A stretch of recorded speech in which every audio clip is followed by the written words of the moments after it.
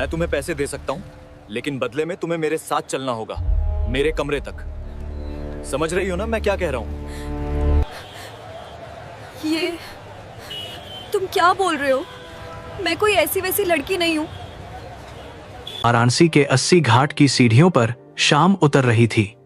गंगा आरती की तैयारियों के बीच घंटियों की आवाज गूंज रही थी, लेकिन उस पवित्र शोर में एक आवाज ऐसी थी जो किसी को सुनाई नहीं दे रही थी।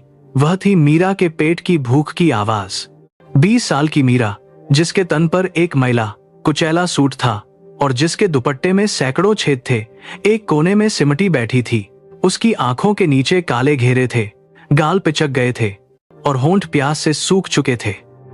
बनारस की यह शाम आध्यात्मिक थी, पर मीरा के लिए यह सिर्फ एक और दिन था, जब उसे यह नहीं पता था कि रात का खाना मिलेगा या सिर्फ पानी पीकर सोना पड़ेगा। लोग आते, गंगा मैया को नमन करते, आरती देखते और अपने घरों को लौट जाते। मीरा हर गुजरते हुए इंसान की ओर उम्मीद से देखती। उसकी आंखों में भीख नहीं, बल्कि एक मूक सवाल था, क्या मैं इंसान नहीं हूं? तभी वहां से एक हट्टा कट्टा हलवाई गुजरा, जिसके हाथ में बाजी समोसे थे। उसने एक समोसा कुत्ते की तरफ फेंका और दूसरा मीरा की तरफ। कुत्ता झपटा और मीरा भी, लेकिन मीरा ने वह समोसा उठाया नहीं। उसका स्वाभिमान, जो इतनी गरीबी में भी जिंदा था, उसे रोक गया। उसने सोचा, जानवर और मुझ में कुछ तो फर्क होना चाहिए। उसी भीड़ में एक युवक खड़ा था, आदित्य प्रताप सिंह, उम्र करीब 28 साल। वह बनारस के एक पुराने रईस खानदान का वारिस था और शहर में रूहानी रसोई नाम से एक बड़ा हेरिटेज रेस्टोरेंट चलाता था। आदित्य अक्सर सुकून की तलाश में घाट पर आता था। उसके पास दौलत की कमी नहीं थी, पर दिल वीरान था। आदित्य ने मीरा को देखा। उसने देखा कि कैसे उस लड़की ने भूख से तड़पते हुए भी जमीन पर फेंका हुआ समोसा नहीं उठाया। आदित्य की आंखों में एक चमक आई। उसने भीड़ को चीरते हुए मीरा की ओर कदम बढ़ाए। आदित्य उसके सामने जाकर खड़ा हो गया। मीरा ने डरकर अपने पैर सिकोड़ लिए। उसे लगा, शायद यह भी कोई ताना मारने आया है या पुलिस वाला है जो उसे यहां से भगा देगा। आदित्य ने अपनी जेब से पैसे नहीं निकाले। वह घुटनों के बल बैठा और बेहद नरम आवाज में पूछा, भूख लगी है? मीरा ने कोई जवाब नहीं दिया, बस अपनी बड़ी बड़ी डरी हुई आंखों से उसे देखती रही। आदित्य ने फिर कहा, मैं तुम्हें खाना खिला सकता हूं, लेकिन एक शर्त है। मीरा का दिल धक से रह गया। शर्त शब्द सुनते ही उसके रोंगटे खड़े हो गए। गरीबों की दुनिया में शर्तों का मतलब अक्सर जिस्म का सौदा होता है। उसने गुस्से और डर से अपनी मुट्ठी भींच ली। आदित्य शायद उसके मन का डर पड़ गया। उसने तुरंत हाथ जोड़ते हुए कहा, गलत मत समझना, मेरी शर्त यह है कि मैं मुफ्त में खाना नहीं दूंगा। तुम्हें मेरे साथ चलना होगा, मेरे रेस्टोरेंट में काम करना होगा। बदले में खाना भी मिलेगा, छत भी और इज्जत के पैसे भी। भीख मांगकर पेट भरोगी या मेहनत करके सर उठाओगी, फैसला तुम्हारा है। मीरा सन्न रह गई। आज तक लोगों ने उसे सिक्के दिए थे, गालियां दी थी, हिकारत दी थी, लेकिन किसी ने उसे काम या इज्जत का ऑफर नहीं दिया था। उसके मन में द्वंद्व चल रहा था। क्या भरोसा करूं? यह अनजान आदमी कौन है? कहीं यह कोई चाल तो नहीं? लेकिन फिर उसने आदित्य की आंखों में देखा। वहां हवस नहीं थी, दया भी नहीं थी। वहां सिर्फ भरोसा था, एक बराबरी का भाव था। मीरा ने कांपते हुए होठों से कहा, मुझे काम नहीं आता साहब। आदित्य मुस्कुराया, एक ऐसी मुस्कान जिसने मीरा के अंदर के डर को पिघला दिया। कोई माँ के पेट से सीखकर नहीं आता, नियत साफ हो तो पत्थर भी कारीगरी सीख लेता है। चलो। मीरा उठी। उसके पैर लड़खड़ा रहे थे। वह आदित्य की काली चमचमाती कार के पास पहुंची। ड्राइवर ने नाक भौं सिकोड़ी, लेकिन आदित्य ने खुद पिछली सीट का दरवाजा खोला और मीरा को बैठने का इशारा किया। गाड़ी रूहानी रसोई के पिछवाड़े रुकी। यह एक पुरानी हवेली थी जिसे रेस्टोरेंट में बदला गया था। वहां मसालों की खुशबू हवा में तैर रही थी, इलायची, केसर और देसी घी की महक। आदित्य मीरा को लेकर अंदर आया। वहां का स्टाफ, मैनेजर, वेटर, रसोइये सब हैरान रह गए। मैनेजर ने धीरे से कहा, सर, यह तो भिखारिन है, इसे आप किचन में लाएंगे? ग्राहक क्या सोचेंगे? आदित्य ने कड़क आवाज में कहा। यह भिखारिन थी, अब यह हमारे परिवार का हिस्सा है। काकी वहां की बुजुर्ग रसोइया, इसे गुस्लखाने ले जाओ, इसे साफ कपड़े दो और पेट भरकर खाना खिलाओ, कल से काम शुरू होगा। उस रात मीरा ने सालों बाद साबुन की खुशबू महसूस की। जब वह नहाकर काकी का दिया हुआ एक पुराना लेकिन साफ आसमानी सलवार सूट पहनकर बाहर आई, तो आईने में उसने खुद को पहचाना नहीं। धूल की परतों के नीचे एक बेहद सुंदर सांवली सलोनी सूरत छिपी थी। उसकी आंखें, जो अब तक बुझी हुई थीं, अब दिए की तरह चमक रही थीं। काकी ने उसे दाल चावल और गरम रोटियां दी। मीरा ने पहला निवाला मुंह में डाला और उसकी आंखों से झरझर आंसू बह निकले। यह सिर्फ खाने का स्वाद नहीं था, यह आजादी का स्वाद था। आदित्य दूर खड़ा यह सब देख रहा था। उसके दिल को एक अजीब सा सुकून मिला जो करोड़ों की डील साइन करके भी नहीं मिलता था। शुरुआत के दिन आसान नहीं थे। स्टाफ के लोग मीरा से दूरी बनाकर रखते, उसे अछूत जैसा महसूस कराया जाता। उसे बर्तन धोने का काम मिला था। मीरा बिना शिकायत किए घंटों झूठे बर्तन मांजती। उसके हाथ कट जाते, कमर दुखती, लेकिन वह उफ तक नहीं करती, क्योंकि वह जानती थी कि बाहर की दुनिया की जलालत से यह दर्द कहीं बेहतर है। आदित्य चुपचाप उस पर नजर रखता था। एक दिन किचन में बहुत हड़बड़ी मची थी। शाम के वक्त शाही पनीर का ऑर्डर बहुत ज्यादा था। मुख्य बावर्ची ने गलती से ग्रेवी में नमक ज्यादा डाल दिया था। अब नया बनाने का वक्त नहीं था। बावर्ची चिल्ला रहा था, सब डरे हुए थे। मीरा कोने में खड़ी बर्तन धो रही थी। वह झिझकते हुए आगे आई और धीरे से बोली, माफ करना, अगर इसमें थोड़ा सा दूध और भुना हुआ बेसन मिला दें और ऊपर से नींबू का रस, तो नमक कम हो जाएगा। बावर्ची ने उसे डांटने के लिए मुंह खोला, तू हमें सिखाएगी, 2 टके की। तभी आदित्य किचन में दाखिल हुआ। उसने मीरा की बात सुन ली थी। रुकिए, आदित्य ने कहा, करो जैसा यह कह रही है। बावर्ची ने बेमन से वैसा ही किया। जब ग्रेवी तैयार हुई तो आदित्य ने उसे चखा। स्वाद अद्भुत था। न सिर्फ नमक बैलेंस हो गया था, बल्कि स्वाद और निखर गया था। आदित्य मीरा की तरफ मुड़ा। उसकी आंखों में हैरानी और प्रशंसा थी। तुम्हें यह कैसे पता? मीरा ने नजरें झुकाकर कहा, मेरी मां, जब हम छोटे थे और कभी कभी नमक ज्यादा हो जाता था तो वो ऐसे ही ठीक करती थी। गरीबी सिखा देती है साहब कि खाने को बर्बाद नहीं करते, उसे सुधारते हैं। उस दिन के बाद मीरा का काम बदल गया। आदित्य ने उसे सब्जी काटने और मसालों को तैयार करने का काम सौंपा। धीरे धीरे आदित्य और मीरा के बीच की दूरियां मिटने लगीं। आदित्य अक्सर बहाने से किचन में आता, कभी मसालों के बारे में पूछता, कभी खाने के बारे में।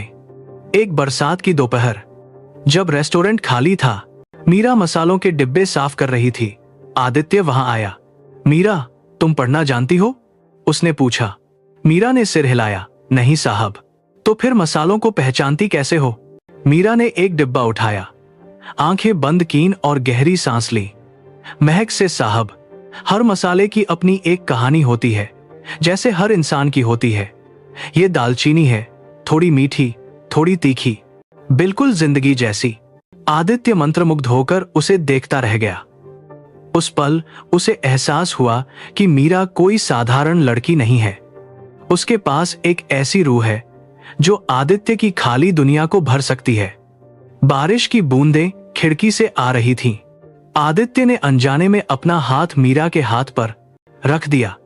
मीरा सिहर उठी। एक करंट सा दोनों के बदन में दौड़ गया। नजरें मिली। उस खामोशी में हजारों बातें हो गईं जो लफ्ज कभी नहीं कह सकते थे। यह प्यार की पहली दस्तक थी। मीरा अब किचन की जान बन गई थी। आदित्य ने उसे कुकिंग सिखानी शुरू कर दी। मीरा बहुत जल्दी सीखती थी। उसके हाथ में जादू था। लोग अब रूहानी रसोई में सिर्फ आदित्य के नाम से नहीं, बल्कि वो नए हाथों के स्वाद के लिए आने लगे थे। लेकिन प्यार कभी आसान रास्तों से नहीं गुजरता। आदित्य की मां सुमित्रा देवी, जो एक सख्त और पुरानी ख्यालात की महिला थी, उन्हें जब यह भनक लगी कि उनका बेटा एक भिखारिन को न सिर्फ सर पर चढ़ा रहा है, बल्कि शायद उसे चाहने भी लगा है, तो उनके पैरों तले जमीन खिसक गई। एक दिन रेस्टोरेंट में एक बहुत बड़ी पार्टी थी। शहर के मेयर और बड़े बड़े रईस आए हुए थे। सुमित्रा देवी भी वहां मौजूद थीं। मीरा ने उस दिन मेहमानों के लिए खास बनारसी थाली तैयार की थी। जब मीरा खाना परोसने बाहर हॉल में आई तो एक अमीर औरत, जिसने मीरा को महीनों पहले घाट पर देखा था, जोर से चिल्लाई, अरे यह लड़की तो वही है जो 80 घाट पर कटोरा लेकर बैठती थी। छी आदित्य, तुमने एक भिखारिन के हाथ का खाना हमें खिलाया, हमारा धर्म भ्रष्ट कर दिया। हॉल में सन्नाटा छा गया। सुमित्रा देवी शर्म से लाल हो गईं। उन्होंने आगे बढ़कर मीरा के गाल पर एक जोरदार तमाचा झड़ दिया। निकल जा यहां से, तुझे पनाह दी और तूने मेरी नाक कटवा दी। मीरा का गाल जलने लगा, लेकिन उससे ज्यादा उसका दिल जल रहा था। उसकी आंखों से आंसू बह निकले। वह बिना कुछ बोले अपना एप्रन खोलकर वहां से भाग गई। बारिश हो रही थी और वह उसी बारिश में गायब हो गई, वापस उसी अंधेरे की तरफ जहां से वह आई थी। आदित्य उस वक्त ऑफिस में था। जब वह शोर सुनकर बाहर आया तो मीरा जा चुकी थी। उसे पूरी बात पता चली। उस दिन पहली बार आदित्य ने अपनी मां की आंखों में आंखें डालकर बात की। मां, आपने उसे नहीं, मेरे दिल को तमाचा मारा है। वह भिखारिन नहीं थी, वह इस रसोई की अन्नपूर्णा थी। और आप लोग जिसे धर्म भ्रष्ट होना कहते हैं, मैं उसे इंसानियत कहता हूं। अगर वह इस घर में नहीं रहेगी तो मैं भी नहीं रहूंगा। आदित्य पागलों की तरह अपनी गाड़ी लेकर बारिश में निकल पड़ा। आदित्य ने पूरा बनारस छान मारा। हर घाट, हर गली, हर मंदिर। बारिश रुकने का नाम नहीं ले रही थी। उसका दिल बैठा जा रहा था। क्या उसने मीरा को हमेशा के लिए खो दिया? रात के 2 बज चुके थे। थक हार कर आदित्य 80 घाट की उसी जगह पर पहुंचा जहां वह मीरा से पहली बार मिला था। वहां एक पेड़ के नीचे भीगी हुई और कांपती हुई मीरा बैठी थी। उसने अपने घुटनों में सिर छुपा रखा था। वह रो नहीं रही थी, बस सुन्न हो चुकी थी। आदित्य दौड़कर उसके पास गया। उसने अपना कोट उतारकर मीरा को ओढ़ाया। मीरा, उसने पुकारा। मीरा ने सिर उठाया। उसकी आंखों में शिकायत नहीं, बस एक गहरी उदासी थी। साहब, आप क्यों आए? मैं वहीं ठीक थी। कचरे को महल में रख देने से वो सोना नहीं बन जाता। आदित्य ने उसका चेहरा अपने हाथों में लिया। उसकी आंखों से आंसू छलक पड़े। तुम कचरा नहीं हो मीरा, तुम मेरी जिंदगी हो। उस महल में, उस रसोई में और मेरे सीने में सिर्फ सन्नाटा था। तुमने आकर उसे भरा है। तुम नहीं जानती, लेकिन पिछले 6 महीनों में मैंने सांस लेना सीखा है, सिर्फ तुम्हारे कारण। मीरा ने उसे अविश्वास से देखा। लेकिन समाज, आपकी मां? आदित्य ने उसे अपने सीने से लगा लिया। बारिश और तेज हो गई, जैसे आसमान भी उनके मिलन पर रो रहा हो खुशी से। भाड़ में जाए समाज। इज्जत पैसे से नहीं, चरित्र से होती है। और तुमसे ज्यादा अमीर चरित्र मैंने किसी का नहीं देखा। मुझसे शादी करोगी मीरा? मेरी पत्नी बनोगी? मेरी अर्धांगिनी? यह सुनते ही मीरा फूट फूट कर रो पड़ी। यह आंसू दुख के नहीं थे, यह उस स्वीकारोक्ति के थे जिसके लिए हर इंसान तरसता है, अपनापन। उसने धीरे से सिर हिलाया। आदित्य ने उसे गोद में उठा लिया। अध्याय 7। रूहानी रसोई अब सिर्फ एक रेस्टोरेंट नहीं, बल्कि एक ब्रांड बन चुका था। लेकिन इससे भी बड़ी बात यह थी कि आदित्य और मीरा ने मिलकर एक संस्था खोली थी, अपना घर। यहां वे उन लड़कियों और बच्चों को लाते थे जो घाटों पर भीख मांगते थे। उन्हें खाना बनाना, सिलाई, कढ़ाई और पढ़ना सिखाया जाता था। आज रूहानी रसोई को भारत के सबसे प्रतिष्ठित कुकिंग अवार्ड से सम्मानित किया जा रहा था। मंच पर आदित्य खड़ा था। एंकर ने माइक पर अनाउंस किया, और अब मैं बुलाना चाहूंगा इस कामयाबी के पीछे की असली ताकत को। मिसेज मीरा आदित्य सिंह। मीरा मंच पर आई। उसने एक खूबसूरत बनारसी साड़ी पहनी थी, माथे पर छोटी सी बिंदी और मांग में सिंदूर। उसके चेहरे पर अब वो डर नहीं था, बल्कि गजब का आत्मविश्वास था। हॉल तालियों से गूंज उठा।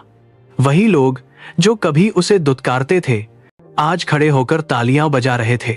आदित्य की मां सुमित्रा देवी भी सामने की पंक्ति में बैठी थीं। उनकी गोद में आदित्य और मीरा का 1 साल का बेटा था। उनकी आंखों में भी अब बहू के लिए सिर्फ गर्व था। मीरा ने माइक थामा। उसकी आवाज थोड़ी कांपी, फिर स्थिर हो गई। मैं आज यहां खड़ी हूं तो अपनी काबिलियत से ज्यादा अपने जीवन साथी के भरोसे की वजह से। उन्होंने मुझे तब अपनाया जब मैं खुद को भी नहीं अपना पा रही थी। लोग कहते हैं कि प्यार अंधा होता है, पर मैं कहती हूं कि प्यार वह नजर है जो फटे कपड़ों के अंदर छिपे इंसान को देख लेती है। उसने आदित्य की ओर देखा और कहा, आपने मुझे भीख में सिक्के नहीं दिए, आपने मुझे मेरी जिंदगी दी। I love you. आदित्य ने सबके सामने मीरा का माथा चूम लिया। निष्कर्ष दोस्तों, मीरा और आदित्य की यह कहानी हमें यह सिखाती है कि किसी भी इंसान का वक्त कभी भी बदल सकता है। बस जरूरत है तो एक हाथ की, जो उसे थाम ले। सच्चा प्यार वह नहीं जो रंग रूप या बैंक बैलेंस देखे, सच्चा प्यार वह है जो रूह को निखार दे। आज हम रास्तों पर न जाने कितने गरीबों को देखते हैं और मुंह फेर लेते हैं। क्या पता उनमें से कोई कल का मीरा या कोई खोया हुआ हीरा हो। अगर हम थोड़ी सी दया और थोड़ा सा भरोसा दिखाएं तो यह दुनिया वाकई जन्नत बन सकती है। अगर इस कहानी ने आपके दिल के किसी कोने को छुआ हो, आपकी आंखों को नम किया हो, तो इस वीडियो को लाइक जरूर करें। इसे अपने साथी और दोस्तों के साथ शेयर करें ताकि प्यार और इंसानियत की यह लौ जलती रहे। चैनल को सब्सक्राइब करें, क्योंकि यहां हम कहानियां नहीं, जज्बात सुनाते हैं।